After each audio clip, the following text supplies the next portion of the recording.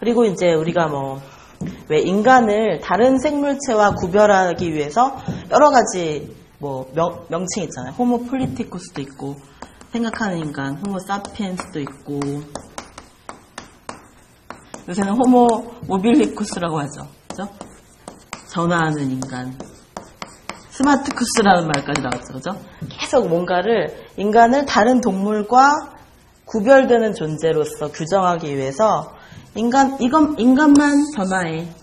인간만 이 도구를 만들어. 이런 식으로 생각하는데 그 초기의 것들은 굉장히 많이 깨졌어요. 도구를 만드는 것이 인간만이 아니라는 것도 밝혀졌고, 동물들 중에서도 그냥 생식만을 위해서가 아니라 순수한 즐거움을 위해서 성적인 행동을 하는 것도 밝혀냈어요. 그리고 동물들 사이에서도 호모 이코노미쿠스라고 하는데 인간만 경제활동을 하는 게 아니라는 거죠. 그렇죠? 동물들도 자기네들끼리 비축하기도 하고, 서로 그들에게 필요한 경제라는 것이 있잖아요. 그렇죠?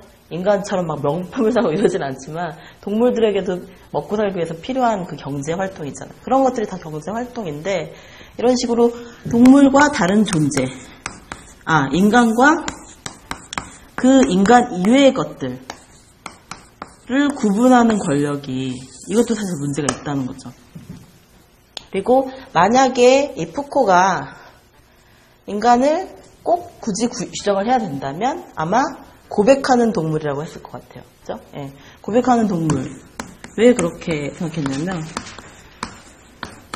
고백이라는 것에는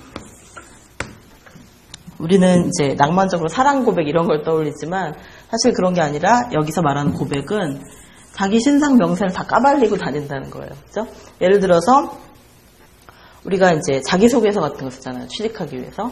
근데 자기소개서나 이력서나 이런 걸 쓴다는 건 사실 내가 그 사람 한 번도 못 볼 수도 있잖아요. 그죠? 그 면접관 한 번도 못 보고 그냥 서류가 그냥 폐기될 수도 있는데 내가 한 번도 만나지도 않을 거고 내가 모르는 사람인데 그 사람한테 내 신상을 다 까발리는 거잖아요.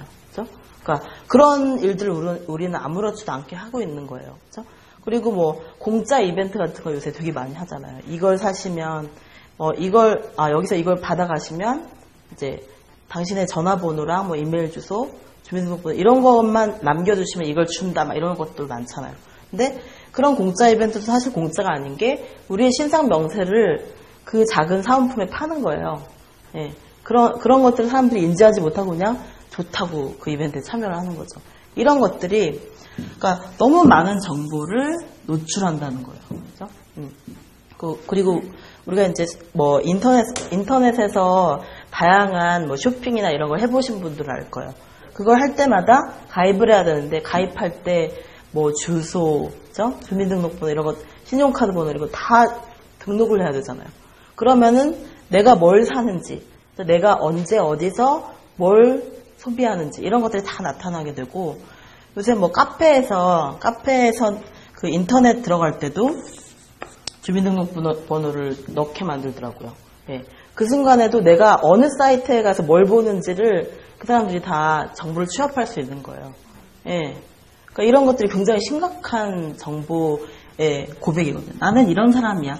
난 지금 이런 것들을 검색해. 내가 관심 있는 건 이런 거야. 난 이걸 샀어. 당연히 이제 그 인터넷 IP 주소 추적하면 어딘지 나오겠죠. 그러니까 이 모든 것들을 우리가 정말 다 우리 정보를 다 통째로 내주고 살고 있는 거예요, 사실은. 그래서 근데 이게 이렇게 하지 않고는 거의 불가능하게 도시 생활이 이렇게 쌓여 있죠. 산골에 가서 살지 않는 한, 그죠?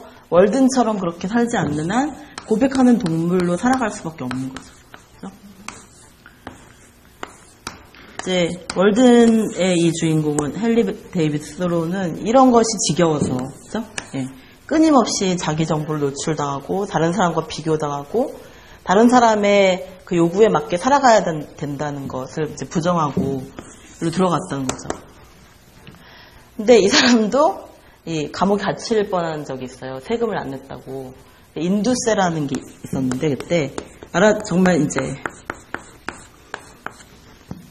이 한 사람의 몫을 내야 된다는 거죠. 그죠? 인두세를 내야 되는데 이 사람이 나 그런 거 안 낸다 그러고 버틴 거예요. 버티고 이제 감옥에 갇힐 뻔했는데 이 사람은 계속 안 낸다고 계속 또 주장을 한 거예요. 그죠? 네. 이 사람은 되게 엘리트였거든요. 하버드를 나온 수재였거든요. 그런데 이런 삶을 선택한 거예요. 나는 더 이상 국가에게 통제받는 삶을 살지 않겠다. 근데 어쩔 수 없이 이 사람의 이런 똘끼를 알고 있는 이 주변 사람이 몰래 인두세를 내줬대요. 이제 그걸 알았는지 모르는지 모르겠는데 하여튼 간신히 이제 감옥에서 풀려 나왔대요. 근데 이렇게 끝까지 따라온다는 거예요. 예, 이 사람이 산골에 들어가든 말든 끝까지 따라와서 세금을 받아내고 이 사람이 뭘 원하는지, 이 사람이 어떤 사람인지는 결국 밝혀지게 된다는 거죠. 우리는 이렇게 정말 촘촘한 감옥이 아니더라도 파놉티콘이 되어가는 세계를 살고 있다는 거죠. 그걸 이제 푸코가 여러 연구를 통해서 증명을 했던 거죠. 그러면은 이제 거기서 이 고백하는 동물이라는 거, 우리의 24시간이 이 어떤 우리가 뭔가 소비하는 인간인 한 소비라는 이 소비 활동 자체에 인간의 욕망이 투여되잖아요. 그죠? 그래서 소비하는 순간 세상과 링크가 되는 건데, 그죠? 이 소비를 안 하고 살 수 없잖아요. 이 소비하는 이 모든 패턴 자체가 사실 우리가 이 세상에 우리의 흔적을 남기는 거죠. 그죠? 그런 식으로 이제 고백하는 동물이 되었다는 것인데, 그러면 푸코가 지적하는 것은 또 여러 가지 차원이 있겠지만 쾌락을 어떻게 바라볼 것인가요? 인간이 쾌락을 추구하는 동물이라는 것에 우리가 동의할 수밖에 없다면 이제 이 모든 과정들이 사실 인간의 어떤 자유로운 쾌락의 실현을 통제하는, 적절히 이제 소비할 때는 우리가 쾌락을 느끼지만 그 소비의 과정 자체도 내가 그게 꼭 필요하지 않은데 어떤 프레셔 때문에, 그죠? 이건 유행이 아니야. 이게 있으면, 그러니까 스마트폰도 그렇잖아요. 우리가 다 스마트폰 없이도 살 수 있는데, 그 스마트폰이 주변 사람들이 다 있으니까, 그죠? 어쩔 수 없이 사는 사람들이 많더라고요. 이런 것들, 그죠? 그러니까 우리가 쾌락이라고 부르는 거, 욕망이라고 부르는 거, 이런 것들이 결코 자유롭지 않다는 것을 푸코가 밝혀내면서, 결국 푸코가 말하고 싶었던 것은 우리가 쾌락을 통제당하는 그런 존재가 아니라 쾌락을 끊임없이 스스로 창조하고 활용하는 존재로 가야 된다는 것 같아요. 그러니까 이 아주 자발적인 쾌락이라는 거, 그죠? 누군가 막 시켜서 어쩔 수 없이 막 이게 유행이니까 이걸 사고 이런 것이 아니라, 좋은 대학에 가야 되니까 어쩔 수 없이 공부하고 이런 식의 쾌락이 아니라 정말 자발적으로 내 몸이 즐거워할 수 있는 그 쾌락을 사실 찾는 것도 어렵죠. 그죠? 정말 내 몸이 기뻐하는 쾌락이 무엇일까? 사실 1등 하면 누구나 기분이 좋겠지만 그 사람이 진짜 원했던 삶이 그게 아닐 수도 있잖아요. 그죠? 그런 것들을 아주, 그러니까 인생이 오래 흘러가고 난 다음에 아는 경우도 많고, 평생 자기 자신이 뭘 원하는지도 알지 못한 채로 그냥 죽을 수도 있죠. 그죠? 근데 이 푸코가 얘기하는 것은 우리가 본질적으로 원하는 그 쾌락의 형태를 스스로 찾아낼 수 있다는 것이고, 그것을 쾌락을 스스로 활용하고 창조하고 배치할 수 있는, 쾌락의 지점을 배치할 수 있는 그런 용기와 그런 이제 어떤 욕망을 가져야 된다는 얘기를 하고 있어요. 근데 그러려면 사실 엄청나게 많은, 그러니까 우리가 너무 많은, 최소한 고백하는 일을 멈춰야 될 것이고, 그죠? 고백하는 일을 최소화해야 될 것이고, 그리고 이 통제당하는 이 학교, 군대, 감옥, 병원, 이런 것들로부터도 사실, 이런 것들의 컨트롤로부터도 어떻게 벗어날 것인가를 고민을 해야 되겠죠. 오늘 강의안 잠깐 볼까요?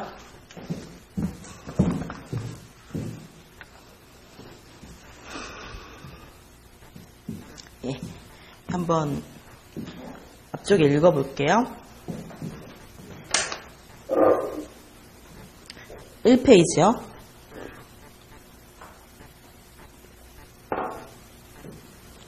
예, 이 제목이 나에게 만드는 것들은 정말 나다운 것인가, 이런 제목을 붙여봤는데요.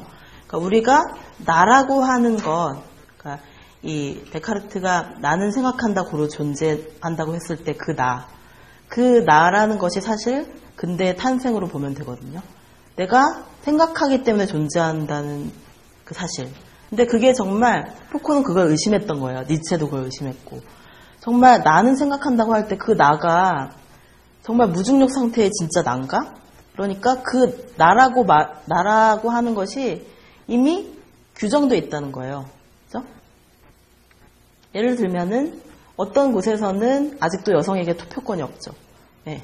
그리고 또 이 신분이나 계급이라는 것이 아무리 자유로워졌다고 하지만 이제는 그 소비의 정도가 계급을 결정하는 시대가 됐기 때문에 굳이 귀족이 나뉘어지지 않아도 사람들이 스스로 어떤 계급성을 느껴요.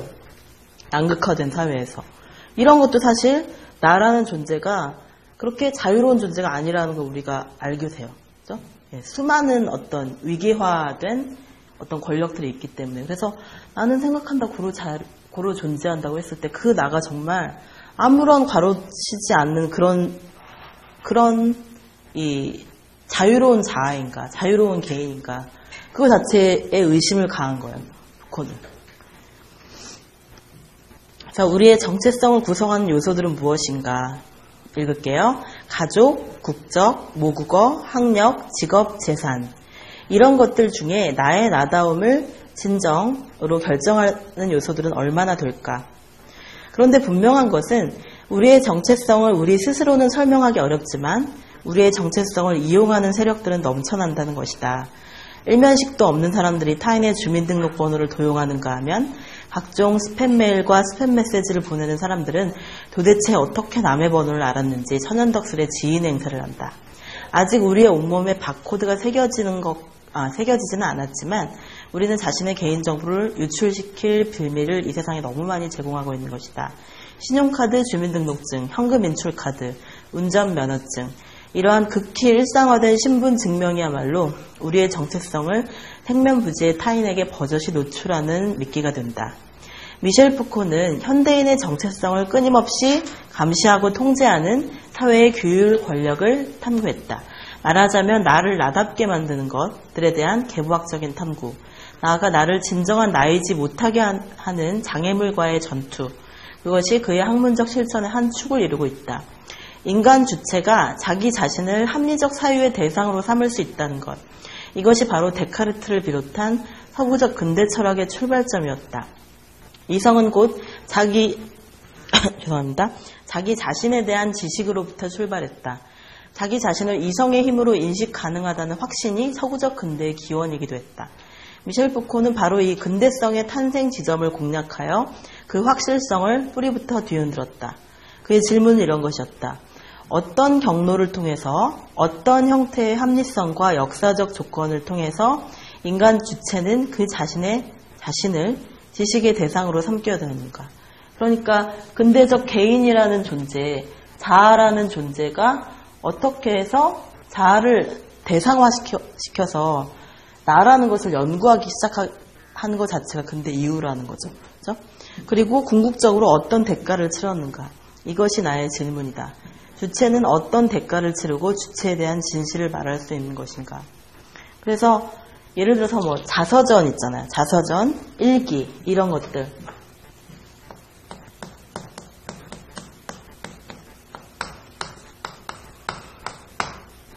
이 루소의 고백록 아시죠? 루소의 고백록에 보면은 이 책이 정말 그 전 세계 문학에 끼친 영향이 굉장히 크거든요.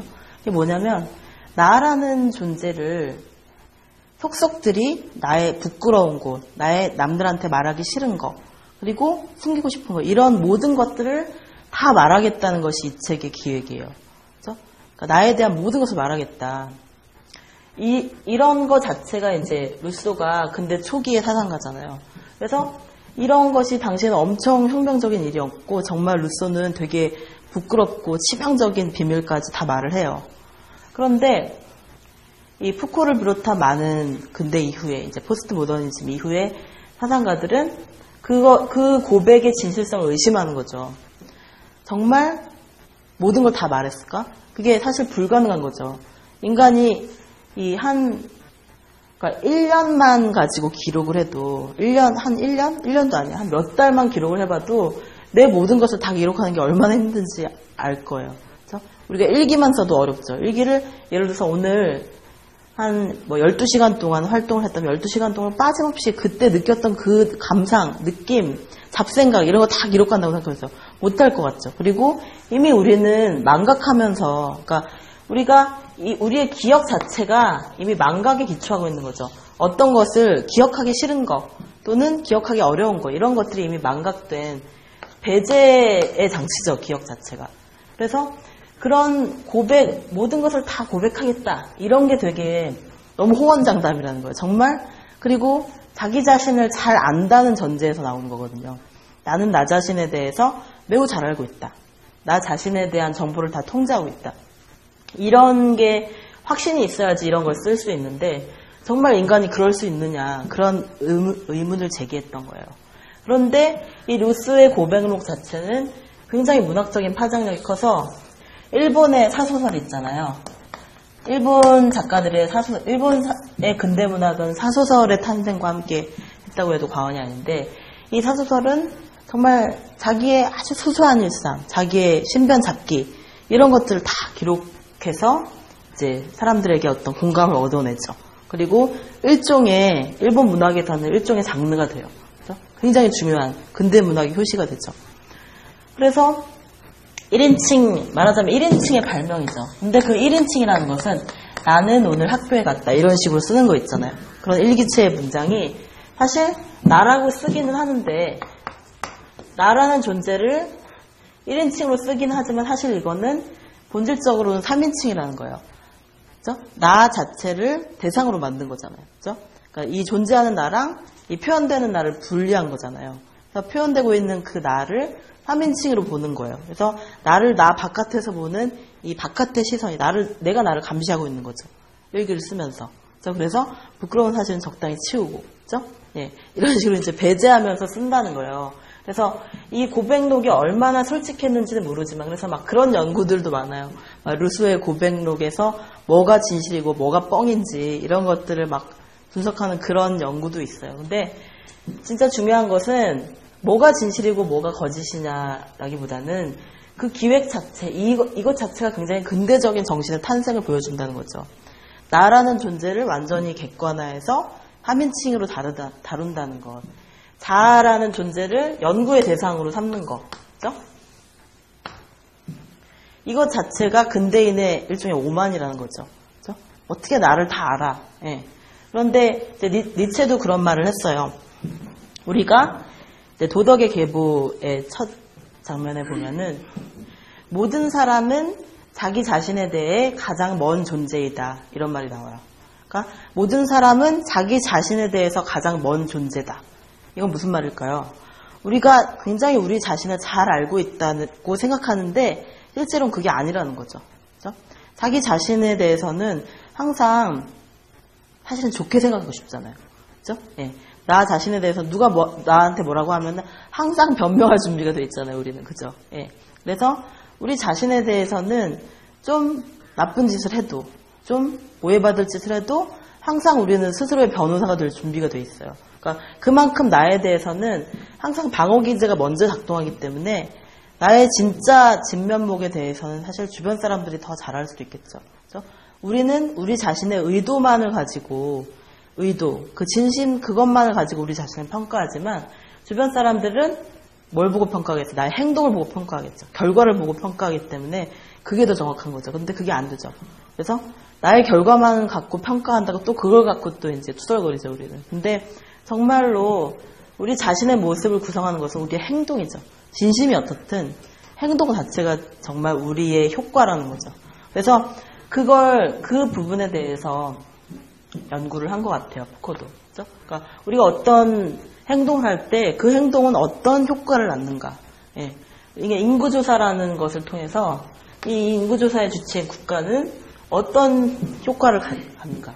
모든 인구를 이제 평수나, 그죠? 예. 그 사람이 살고 있는 집의 평수나, 그 사람이 살고 있는 집의 위치나 집값이나 이런 것들을 통해서 사람들을 딱 줄 세워 놓는 거예요. 그렇죠? 사람들에게 등수를 매기는 거예요, 한마디로. 등수를 매기고 통계를 내서 이렇게 통치해야겠다 이렇게 결정을 하는 거죠. 세금 정책을 이렇게 매겨야 되겠다. 그래서 우리는 그렇게 통계의 한 자료를 전락하는 거예요. 인구조사를 당하는 순간. 그래서 인구조사 자체도 사실 근대 이후에 많이 한 거죠. 물론 조선시대에도 고려시대에도 세금을 거뒀지만 세금을 거둘 때만 그때 이제 인구조사를 한 거죠. 거기에 뭐 숟가락이 몇 개인지 이런 것 자체는 모르죠. 그죠? 예. 근데 이걸 더 치밀하고 과학적으로 대중을 통제하는 기술을 발명해낸 거죠. 인구조사라는 이 툴을 통해서. 예.